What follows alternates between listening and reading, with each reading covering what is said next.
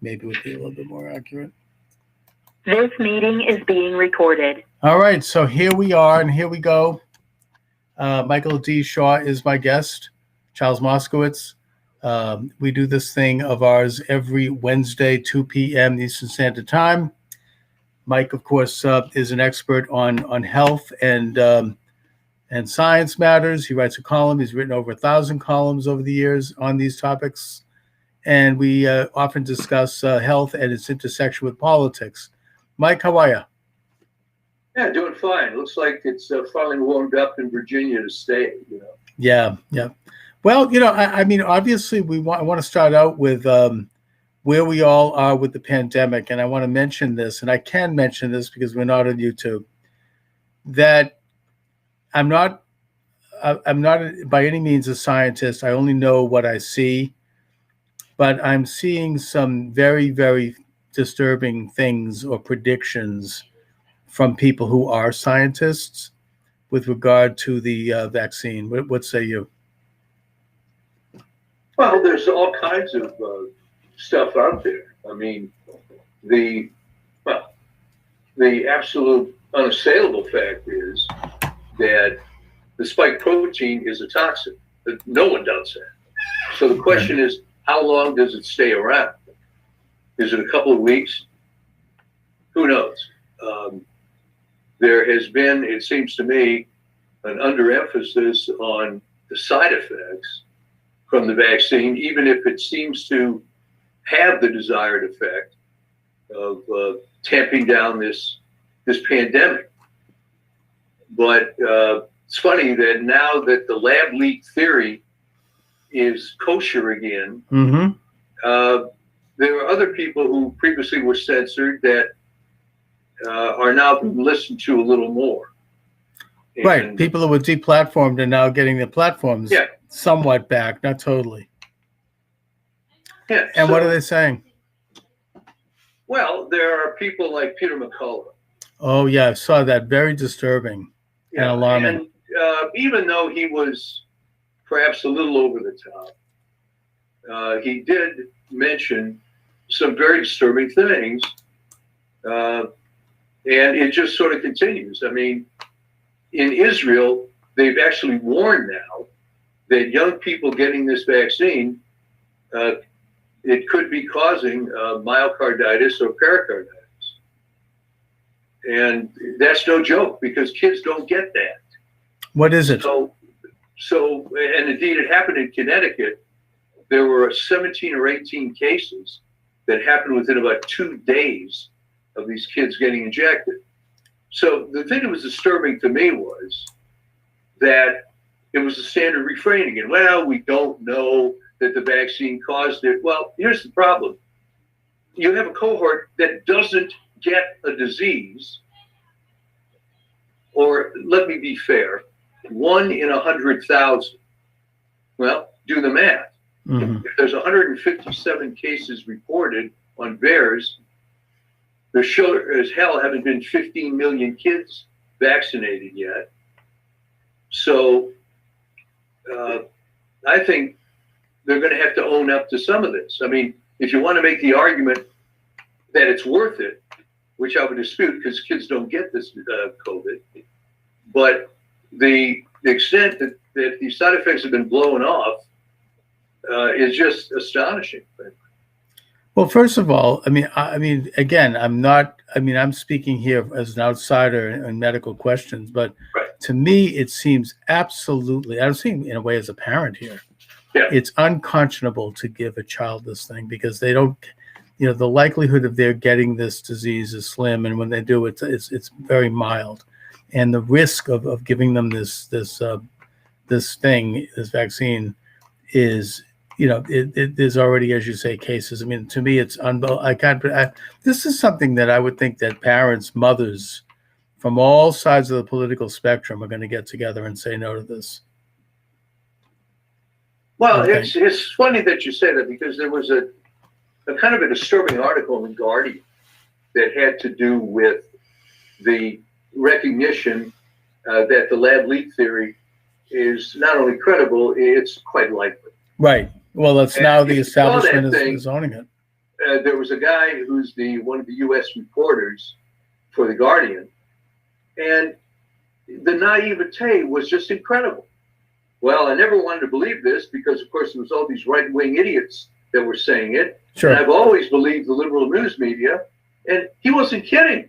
I mean, at first it seemed like a parody, but it wasn't a parody because he would have been the parody of himself. So it's a wake-up call to some of these people. I hope so, because, I mean, we now know that Alex Jones was right, that I was right, and when I had on Lord Monckton back, and when I had you on, actually, going back as far as March of last year, who was saying exactly this with regard to China. And, you know, at the time, I mean, I was attacked by people over right-wing fringe theory and I'm Hitler, you know, and this kind of stuff, you know. Yeah. And now, you know, now they're backtracking. But there's also the very, very disturbing connection between Fauci and the lab and the U.S. government and the lab under Obama. Emails? I mean, you're familiar with those FOIA emails.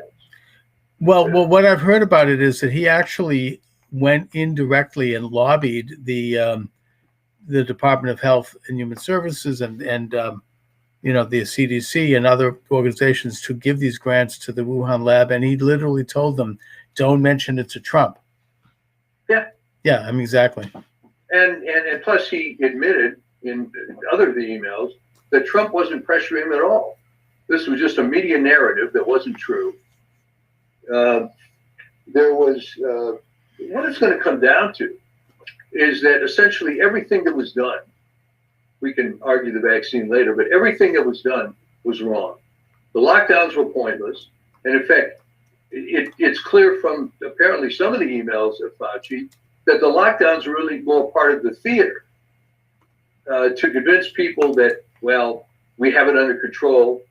We're, quote unquote, doing something. There's a study that came out last week completely knocking down the mask thing. It's on a preprint, but so many of these things are on a preprint. Let's see what happens in peer review.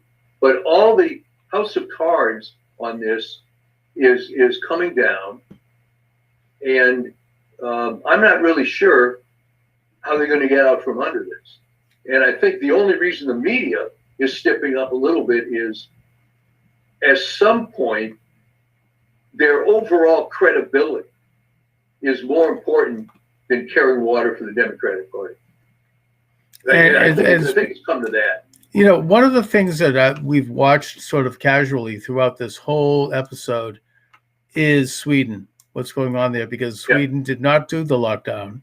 They simply put reasonable protections for their nursing homes and their healthcare people. But other than that, they didn't do anything. So I mean, their numbers were, you know, they were relatively high, but they were not any higher or less high than per capita than any of the likewise nations, and actually quite a bit less than some of the nations that did full lockdowns. Yeah, well, I mean, but the thing about it was that it didn't seem to matter. Right. But the more this got proven, the more they sort of stuck to their guns. Yeah, and so what it tells you is that, you know, the virus ran its course, regardless of whether or not there was a lockdown. And as far as the masks go, here in Massachusetts last week, the governor lifted all restrictions except for very specific things like, you know, airplane, you know, transportation, and in hospitals. And he left it up to the discretion of businesses and restaurants whether or not they want to do it. But in this state, everyone's still going on with the mask. I mean, guess what? Even outside. Yeah, in Virginia, the mask thing has been pretty much removed. However, I'd say more than half the people are still wearing them. I mean, I think around here maybe it's because I'm in a very liberal town here, and it is political. You can tell from you know, someone's politics by their mask. I mean, it's just the way it is. If you know, I mean, I wear it because my family does, and I still have to do that. But I'll take it off the minute I can, and I'll only put it on like when very briefly if I go into a place where everyone else is doing it. But you can see other people; they've got the double mask, and they're outside, and it's they're in the car, they're masked. Well, these are people, by the way, who've gotten all the vaccines too, I may add. Again, in Virginia, it's all been removed. All right. When I went into Home Depot the other day, I think there was only one other guy who was unmasked. Okay. I went into CVS, but here's the funny thing: no one told me to put a mask on because they know that's not the policy anymore. See, around here they still do. I mean, I think that because the governor said businesses can do what they want. If they want to have the policy, they can. So, they still do that. And that's leadership. Yeah, I know exactly. And I think that people, I wonder if some people are ever going to take it off. I mean, you got people, I saw testimony the other day with Rand Paul quizzing Fauci. I don't know if you're following that. Yeah. And he's like, look, this is theater. He goes, you would have people wear the mask for the next 4 years. I mean, and I think that's sort of where the establishment is with this. They're not going to take it. Tell whether people are just sheep or it's political or they're scared. Or a combination of all of that. They're not going to take the friggin' thing off. I'll tell you that. When they keep it on outside. Oh my God, insane. And sometimes it's very maddening. You're driving around and you're seeing people walking outside where the nearest person is 500 feet away. And it just become a thing. It also really, there's so many things about this that stink and that really bother me. And we've talked about this other one, which is that there are natural remedies to strengthen your immune system in case you catch the virus, and in which case you'll either not get it or you'll get it in a much more mild setting. And I'm not saying these things are cures, but they are things as simple as zinc and vitamin D. Well, let me tell you about the vitamin D thing, because now this was, I have some gadflies that send me emails. And one of them had to do with, vitamin D's been debunked. All right, but here's the logic. I'll try to simplify this because it's very convoluted. There's such a thing called Mendelian randomization, where people hope to take genetic characteristics of individuals and somehow use that as a marker to create a quote-unquote random population. All right, so the thing is, does vitamin D help against COVID? Well, if you and I were designing an experiment, we would run titers of vitamin D on blood, but that's not what they did. They looked at a particular obscure gene that is predictive, supposedly, of how well your body synthesizes and handles vitamin D. Mm-hmm. Okay. Well, so this is touted by the infamous Eric Topol, who's basically just an establishment medicine fanboy of the greatest order. And when I read the study, it was basically a joke, because the point is people are advocating that you supplement vitamin D. We're not advocating that, oh, gee, I hope you have good genetics. I mean, that's not the point. Right. So they run this very elaborate genetic assay and go through all this crap. And there are even people that critique this paper reluctantly, say, oh, well, technically it's very elegant, but basically it's a crock, because it's rigged, is what it is. I mean, it's not good science. Right. It's not good. They're not doing a genuine sample using the proper formulas. I mean, it's just it's like, in a way, that's sort of similar to hydroxychloroquine, in that it should be done with other things. It's not, it's not to be done. The way they did it was in a way to discredit it. And well, they gave it to people when they were 24 hours before death. Yeah, and then they counted, then they blamed it. And the thing is that it is being used, has been used for a long time. It's FDA approved all over the world. Recently, you mentioned to me, Mike, that India, when they had a surge in virus, they cranked up their production of hydroxychloroquine and Ivermectin. ivermectin, and now it's gone. It's not gone, but it's they Well, it went way down. Yeah. And as I pointed out in an article a few weeks ago, the surge had a lot to do with vaccine mania, which was, well, get into the modern times. Don't use these old stupid drugs. We're just going to vaccinate everybody. right, which is really a vaccine is not a cure. So the drugs were de-emphasized, Mm-hmm. and lo and behold, there was a big surge. So Right, and these drugs are things that usually they've been a normal way to fend off viruses always. I mean, the reason why I think I mentioned this last time that the British invented gin and tonic is because tonic has, a natural form of hydroxychloroquine in it, hot quinine, and they would drink it while they were, in places like Singapore and Guyana, in the tropics where you do have viruses, and they with the understanding that it helps ward off virus, and it was quite explicit. This is what you did. I mean, I'm not saying it's a cure, but these are common sense things to do. It was something that they had. That's right. And there's just a lot of factors in play here which are very depressing. That the medical establishment in general, pushed by big pharma, does not like the notion of taking old cheap drugs and doing stuff with it. Right. Which is why, by the way, with some exceptions, to be fair, there's a new diabetes drug coming out every week. Mm-hmm. Because there's insulin that's been around since Frederick Banning in the 20s. Mm-hmm. There's metformin in the format it's been, I believe, since the late 70s or 80s. And there are some combination drugs that are pretty good, but they're proprietary. They're very expensive. The advocacy of low-carb diet is still not necessarily recommended to diabetics, which is ridiculous. So medicine has a lot to answer for. In the case of this, all the elements were in play. Orthodoxy, okay? Well, whatever Tony Fauci says. And the reason, there are two reasons that people didn't speak out. One was there aren't that many who would have, frankly, because they mostly told a lie. The others, to some extent, were afraid. And it was identified politically as well. If you're Simone Gold with frontline doctors or whatever, you must be some right-wing fanatic. And it was dismissed politically. And it was so obvious what was going on in Florida, for example, in South Dakota compared to other states.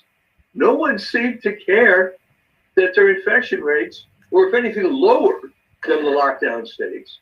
That's right. In fact, I remember when Texas ended their mandates. Yeah. Oh, the criticism and even this present regime. Yeah. That they're Neanderthals and they're right.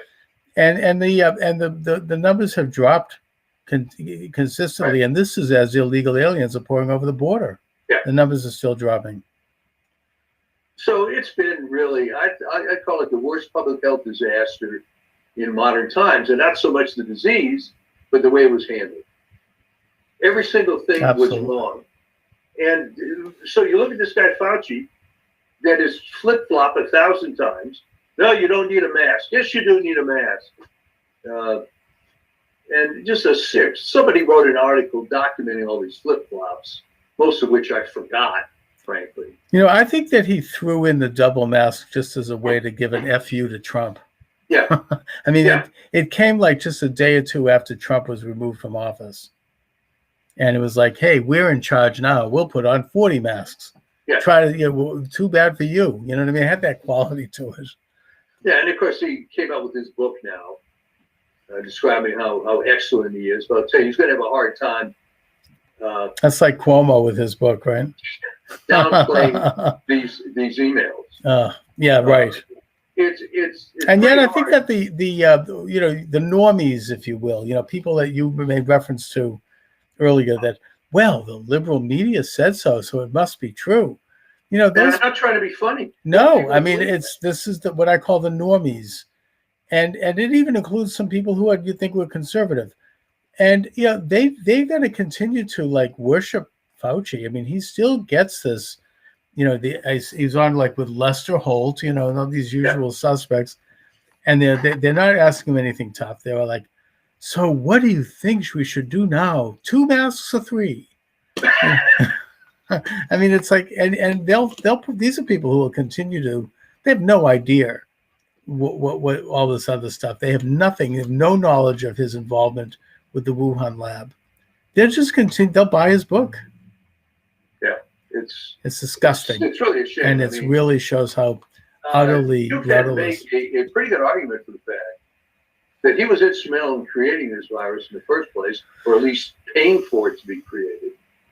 He's on tape in 2012 saying that it's worth the risk of a pandemic to do this gain-of-function research, which I've completely debunked. Okay. And he's also on tape now saying in just at the beginning of the Trump administration, there's going to be a major event, a major virus coming down the pike. This was 3 years before the virus. Really? How did he know? Well, I mean, look at the history of these Chinese labs. The one in question has had about 6 leaks recently, including Whoopsie, the one of the original SARS. How could anyone in their right mind have in America have trusted them to do this research? It's the mad scientist phenomenon. I mean, they must be out of their friggin' minds. That what we're doing is so important that and exactly how do they justify what is their explanation for why this is so important? Really, what possible benefit is mankind going to get by isolating these deadly viruses? Well, here's the answer, which has been proven out in reality to be a lot of crap. Okay, the answer is we do this so then we can come up with therapies. Well, guess what, Sunshine? You didn't come up with a therapy. Well, wait. So they're going to create a disease so they can come up with a therapy to cure the disease they created?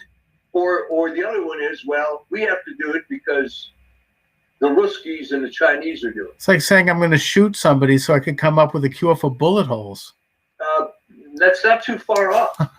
I mean, and the Ruskies. Some things you just don't want to mess with. Right. I mean, and there are certain ethical understandings about certain things, like, for example, cloning human beings.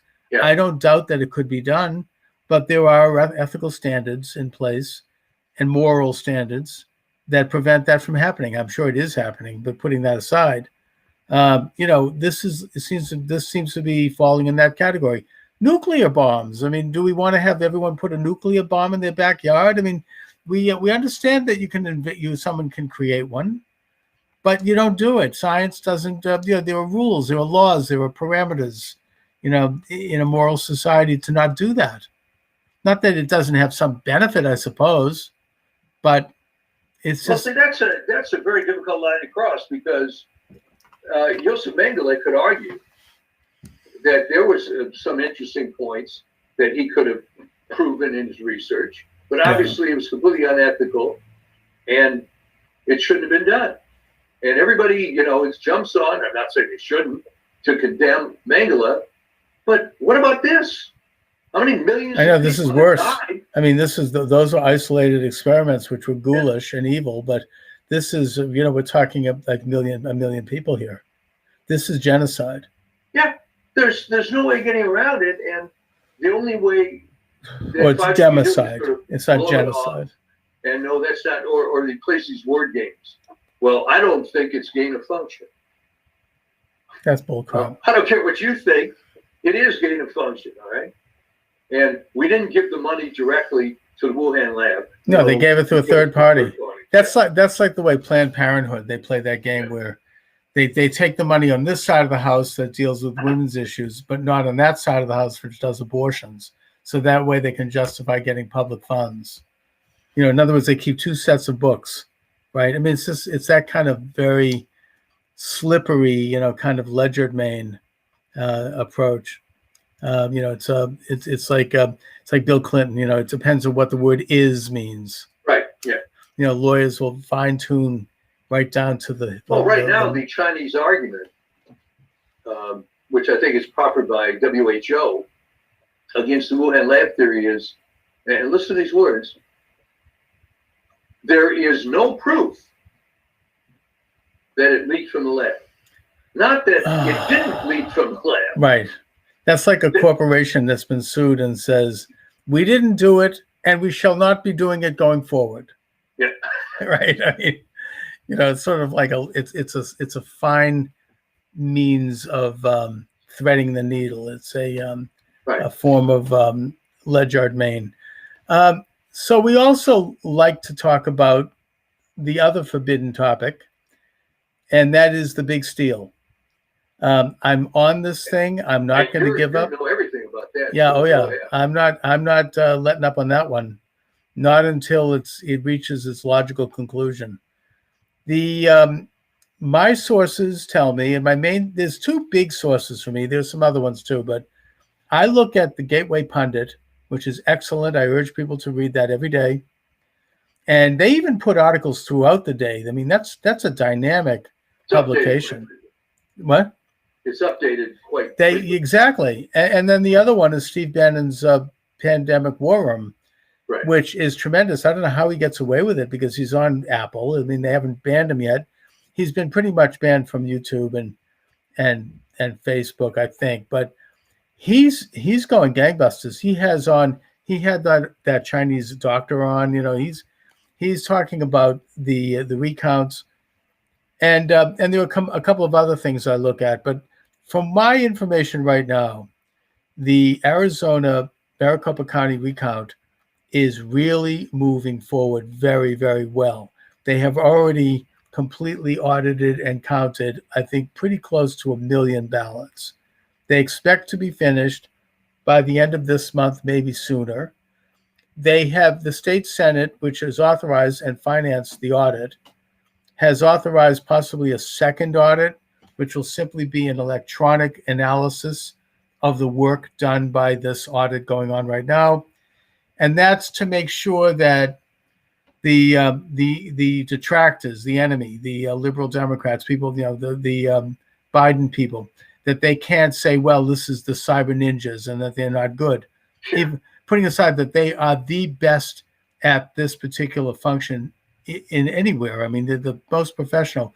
But the second audit kind of diffuses that and says, okay, fine. Now, this audit could also affect the Senate race in that state, and it could result in one or two flips in that regard, putting aside the presidential, and that the governor there apparently has some major corruption problems, Ducey.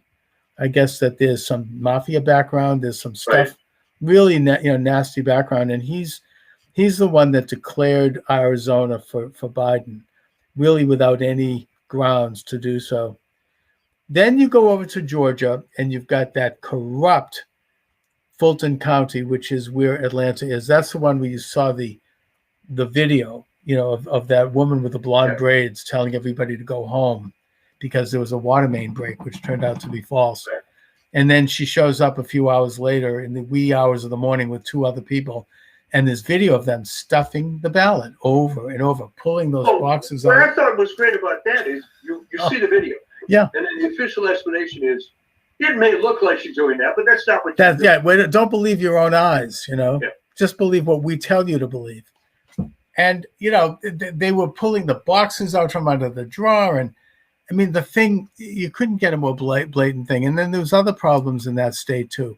There's 130,000 unverified ballots that they can't trace to the origins. And you had a state which, like most of the battleground states, not Massachusetts, we're more conservative here in a way, they were mailing out hundreds of thousands of unsolicited ballots. Right. Now, here in this state, I mean, I voted absentee, but I'm registered with the county clerk. They have me on file. I had to request the ballot. They cross-checked to see if I was on file. And once they verified that, they sent me it with a double envelope, which I had to sign, put it in the double envelope. they have standards in Massachusetts. This Yeah, isn't and a compare liberal that to conservative just sending thing. out hundreds of thousands of these things, Yeah. unsolicited. Gee, And now I they're wonder finding what's gonna out, and one of the things that's going to come out, I think, in Maricopa and also in Georgia, hundreds of ballots delivered to a parking lot. You had hundreds of ballots delivered. People have like a post office box that doesn't say P.O. box. It has an address. Like UPS stores has these Right, and right. mailboxes. There's no way of verifying who that was. And they were getting a ton of ballots. I mean, there's all of this stuff. I mean, every kind of stealing you can imagine was going on, especially in that county. You had, people that no longer live in the state. You had people who had died. You had people, all of it. And there's huge evidence of that. There is a major clamor in that state to have an audit. I think that they're beginning the audit in Fulton County. What's the official liberal media reaction to all? That it's a bunch of right-wing cranks, a bunch of nutcases, evil, stupid, just every insult they can throw. So in other words, it's the same narrative from the Wuhan lab thing. Basically, yeah. I mean, there's nothing to this, and that we'll put aside the fact that these secretaries of states and these district attorneys were financed by George Soros in all of these cases. I mean, and then they got big checks from Zuckerberg. Apparently, he'd spread around $400 million to the second, third parties, kind of like what they did, like with Fauci with the grants. Oh, we didn't do this research. We gave it to this other group who, it's like a shell game. It's three-card Monte. Oh, look here. Whoops, I put this one. Oh, wait, hey, it's over here. And meanwhile, all these shell groups through Zuckerberg apparently personally wrote the check to. Raffensperger over in Georgia took $6 million. The corrupt Secretary of State in Arizona took, I think, around the same amount, and the money was just spread around the street, right? I mean, this is what the mob would call greasing some palms.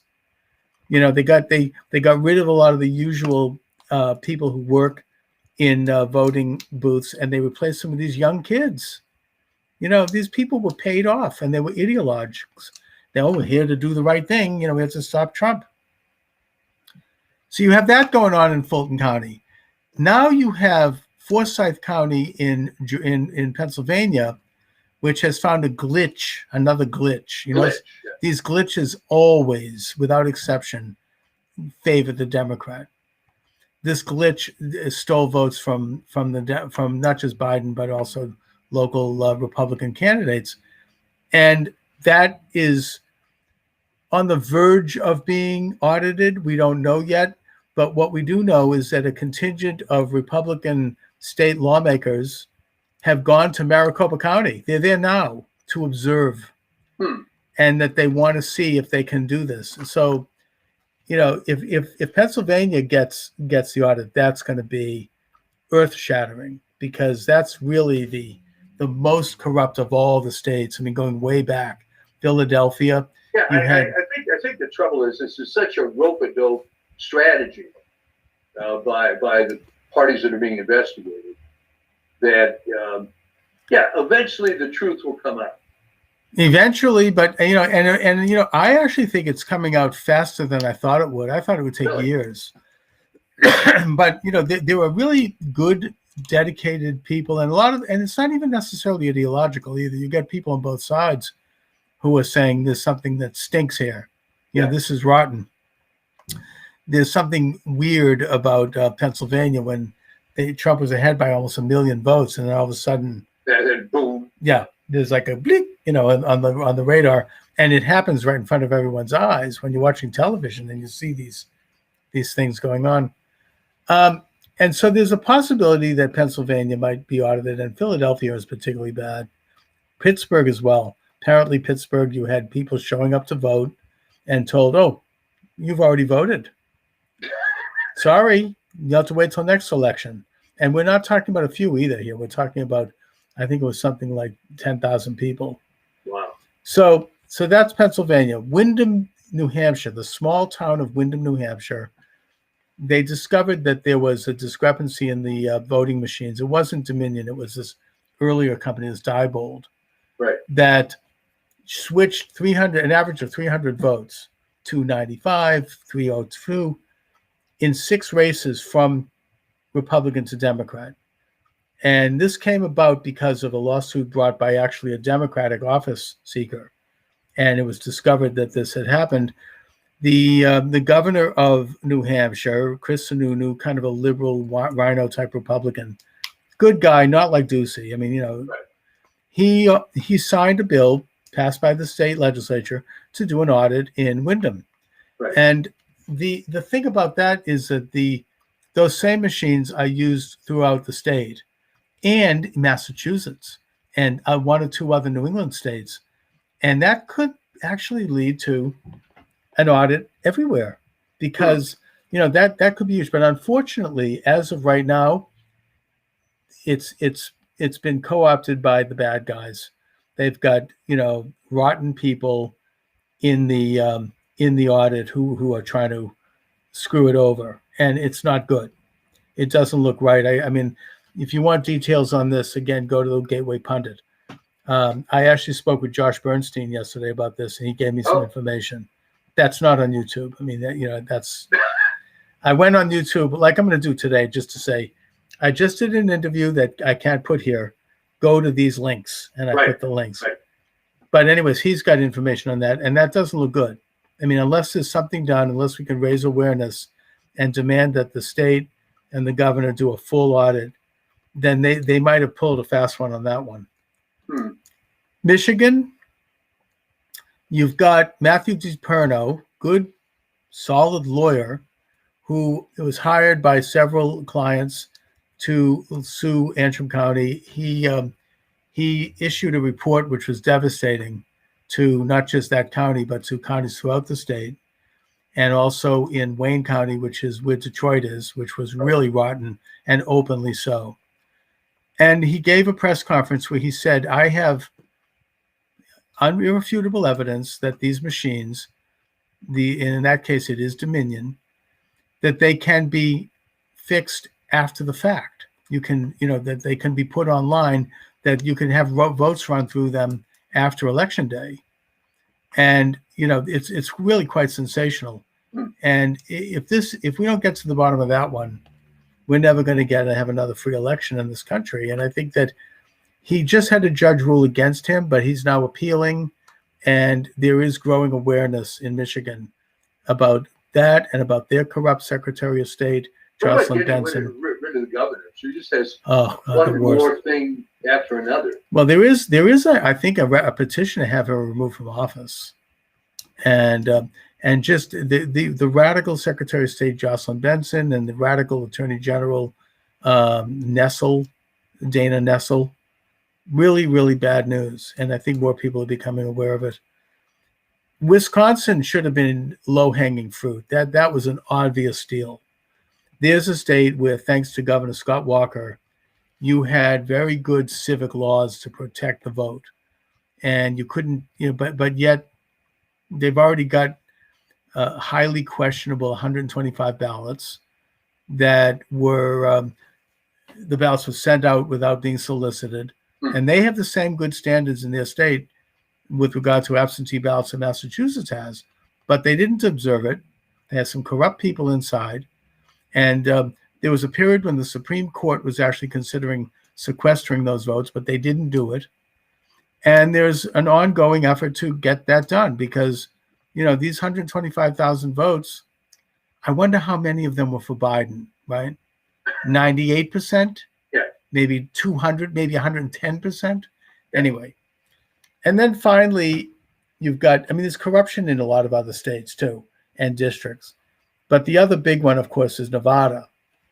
And Nevada is really just old-fashioned, rotten, corrupt, liberal government that, left over from Harry Reid's time that just literally openly stole the election.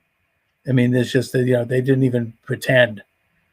But there doesn't seem to be any effort there. They really have a lock on Nevada. So I don't have a lot of hope for Nevada. We'd have to write that one off. Unfortunately, it's too far gone, too much money. Well, with the exception of the old line liberal states, like Pennsylvania and arguably Michigan, I guess. When you describe states like Arizona and Nevada, these were rock-ribbed conservative states until the Californians moved in and upset the balance. You know something? I mean, I heard something about this from Steve Turley the other day, where he said that the big, red states, so-called Florida, Texas, Yeah. they're getting a huge influx of Californians now. Well, the hope is that, but they're not liberals. They're actually not being democratic. I mean, that happened in New Hampshire too, from Massachusetts. Well, and Vermont. Vermont was probably, weren't they always New Yorkers? I mean, I don't know, going way back. When the population of Vermont was 200,000, and it was basically guys in Johnson woolen mill jackets doing tree sap for maple syrup. But then when I think when IBM came in and a lot of New Yorkers came in, it changed that state. Well, I mean, according to Steve Turley's research, and, for what it's worth, a lot of the people who are now moving into these states are not coming in as liberal Democrats. Good.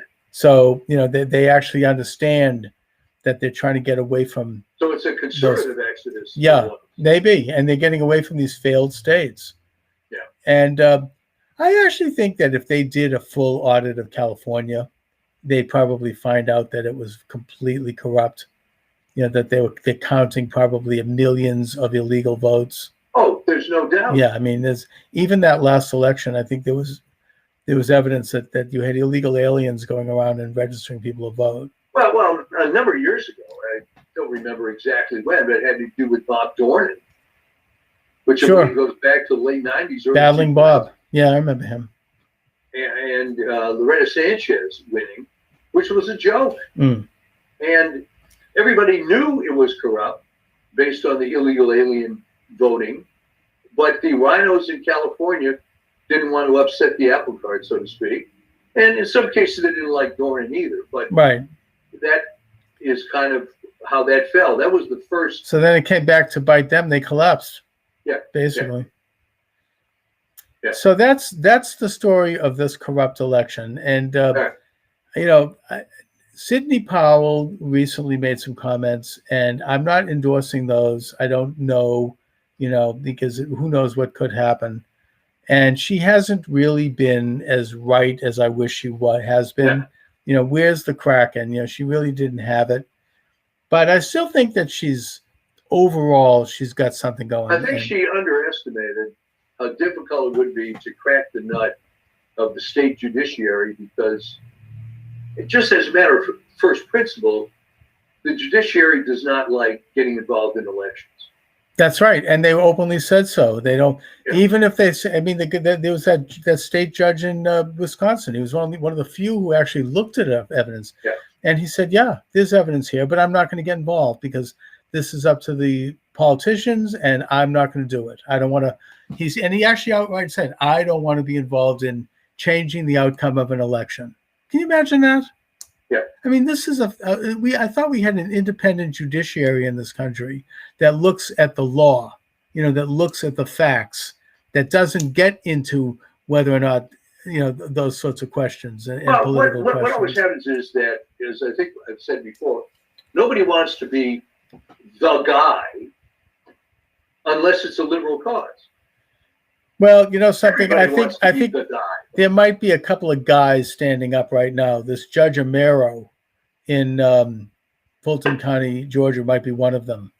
You've got a couple of other guys and girls who are standing up. Yeah. And I think that I do think that this Maricopa County thing is going to possibly tip the apple cart a little bit if that comes out, because, these things can have momentum, and these things can take on a life of their own. And it might be unavoidable. Look at the Wuhan lab. It went from a crazy conspiracy theory. Yeah, because they couldn't suppress it anymore. Yeah. There was too much. You had a group of doctors, legitimate, objective doctors, go to the Wuhan lab in January of this year, and they were the way they were treated, and you can't do this, you can't see that. They're the ones who blew the whistle finally, and you couldn't fight it. It just was too late. So I think that could happen. Something can really shift. And Sidney Powell was asked at this conference she attended in Texas, this God and Country concert conference, Right. with people like General Flynn and Lynn Wood and other people who I think are great people, but putting that aside, and she said, look, the election, what's going to happen is that it's going to become obvious that Trump won, and that there will be an inauguration, and that he's going to be put back in office, and Biden will be forced to leave the White House, and Trump will go back in the White House, and it should happen sometime over in August or September. That's what she says. Now, I don't know. It's a little far-fetched. Yeah, I mean, I don't know if that will happen, and even if it could happen, I'm not so sure it should happen. Right. It might be maybe I'm being political here, right? But we do have the rule of law, and if the election was stolen, it was stolen. But at the same time, I don't know if the country, this is uncharted territory. I don't know if this country is politically. Oh, what's the remedy for stolen election? Well, that's the question. You don't know. Yeah, that we've never had this. This is, I mean, there probably have been stolen elections before. Look, Kennedy and Nixon. Yeah, but there was no remedy. But there was no remedy. There was no contestation. Nixon didn't say anything about it. He just threw in the towel. In this case, it's more pervasive. This is more massive, and it's uncharted territory. And I suppose if we are a nation of laws and not men, like John Adams said, then we have to let the law proceed and proceed objectively. We have to allow the levers of government, the levels of democracy, like the left likes to say, we have to let those things work and let the Constitution work. And if that happens, and they do start, they will possibly have to overthrow the election, because there is a system. It's been done before. States have overthrown elections before, and they've had special elections. That's not unprecedented. Yeah, but never at this level. Not so deep into it. Yeah, never at this level. Yeah. So, as of now, they really have done it. They've really stolen the election, and I don't know what the best solution is. I mean, I'd love to agree with Sidney Powell, but I don't know. I don't know if that's the best path forward. Maybe when I post this show, people can comment. I mean, I actually asked this question on TikTok. I got some very interesting responses. So either way, no matter what happens, we have to forge forward to get to the truth in all of these states if we're ever to have another free election. And we have to get rid of these goddamn voting machines, all of them. It's really too bad, because it wasn't until they had network capability that any of this even was a factor. Yeah, when they can go online and possibly it was have just a dumb machine that right, when you punch a little hole in the thing and scan it. There's no way to mess with that. But well, now that it's online and you've got possible foreign interference, and there's all these rumors about that whole thing in Frankfurt, Germany, and in Spain and Italy. There's a connection. I mean, there's all this stuff going on. China, I mean, the internet is such that somebody could click a mouse in China and they could do stuff. Look at what they're doing now with these hacks. I mean, the other thing we have to get to the bottom of course, is the COVID. What inspired the lockdowns? I mean, it's been very troubled times with this stuff. It has. And ultimately, I think it has a lot to do with the Great Reset. But that's a whole different topic, a whole different can of worms. So anyway, Mike, what do you have coming up in terms of articles? Well, coming up, I've got a few ideas. I mean, the current one is on, as we have mentioned, how the conspiracy theory Wuhan lab thing suddenly became mainstream. Mm-hmm. And we go into a couple of references there of really a lot of people that should have known better and probably did know better, frankly. Yeah. And maybe something can be done about the cult of Tony Fauci. I'd like to see a couple of little slings at that. Yeah. At that idol. Anyway. All right, Mike. So where can people see your articles? All right, healthnewsdigest.com. Excellent. All right, And, Mike. As always, interesting, Yeah. stimulating. We'll have to do it again next week as the usual time. Michael D. Shaw, Charles Moskowitz, thanks for joining me, everybody. Take care, Mike. I'll talk to you See you soon. next time. All right. The recording has stopped.